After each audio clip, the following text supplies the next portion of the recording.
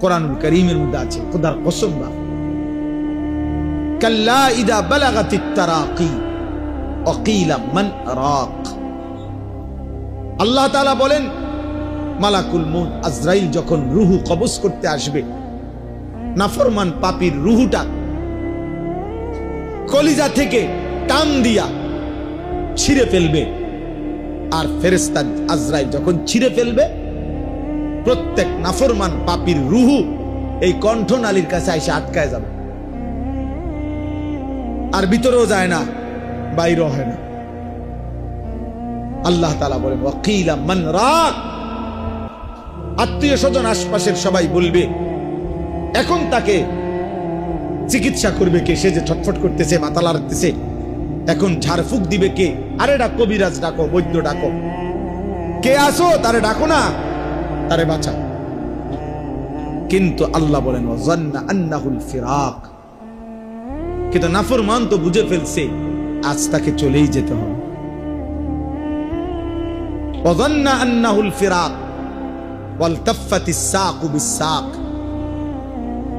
আল্লাহ তাআলা বলেন ভয়ে, আতঙ্কে, কষ্টে এই নাফরমান তার দুইটা পাও, দুই পায়ের গোসা গোড়ালি একটা আরেকটার সাথে যেমন লাগিয়া রইছে, এতটুকু সাহস হবে না, শক্তি হবে না এই বেঈমান নাফরমান পাপীর যে পাওটা এক সুতার নাড়াবে। আমি এই কয়দিন কি, এই শুক্রবার দিন, এই গত শুক্রবার 26 তারিখ আমার মাহফিল ছিল পাবনা। তা আমি ঢাকার থেকে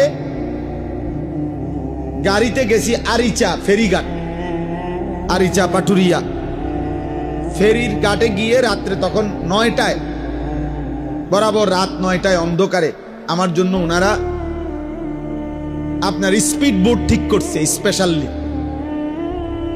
তো স্পিড বোটে আমার ওই পারে নিয়ে যাবে মাহফিলে। স্পিড বোটে উঠছি আমরা 6-7 জন। তো স্পিড বোটেরা যখন ছাড়ছে অন্ধকার, আর যখন একটু সামনে গেছে আর ঢেউ বাড়ি মারতেছে, 31 মিনিট সময় লাগছে প্রায় যাইতে ওই পারে।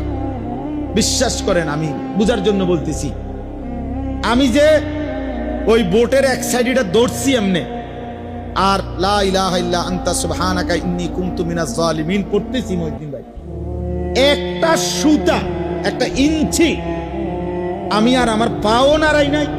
আত না আমার ডরে যে পাও নাড়ালে নিয়ে পড়ে যাবে, হাত নাড়ালে নিজে কি হয় পড়ে যায়, এমন ভয় লাগছে ওই মাথা যাওয়া পর্যন্ত যে হাত পাওটাও নাড়াইবা মনে হয় যেন নিঃশ্বাসটা ফেলবার সাহস হচ্ছে না, নিঃশ্বাস ফেলবার সাহস হচ্ছে না। তো আল্লাহ তাআলা কোরআনে বলেন ওয়ালতাফাতিস সাকু বিস-সাক, মানে এক পায়ের গোসা আরেক পায়ের লগে ভাবে মিলে যাবে। নাফরমানের মৃত্যুর যন্ত্রণায় রূহ বাইরও হয় না, ভিতরেও যায় না, এই অবস্থায় সে পাওটাও নাড়াইবার শক্তি পাবে না। এই অবস্থায় এরপরে কোন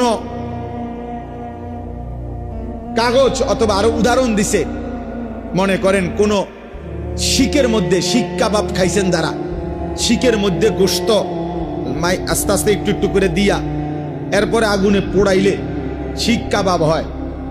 এই শিক কাবাবের কাবাব যেমনি টাইনা টাইনা খোলে, সিরা সিরা খোলে শিক থেকে, তো কিতাবের মধ্যে আছে মালাকুল মউত আজরাইল ওই নাফরমানের রূহটা এইভাবে টাইনা টাইনা ছিঁড়া ছিঁড়া তার এই রূহটা এখান থেকে বের করে,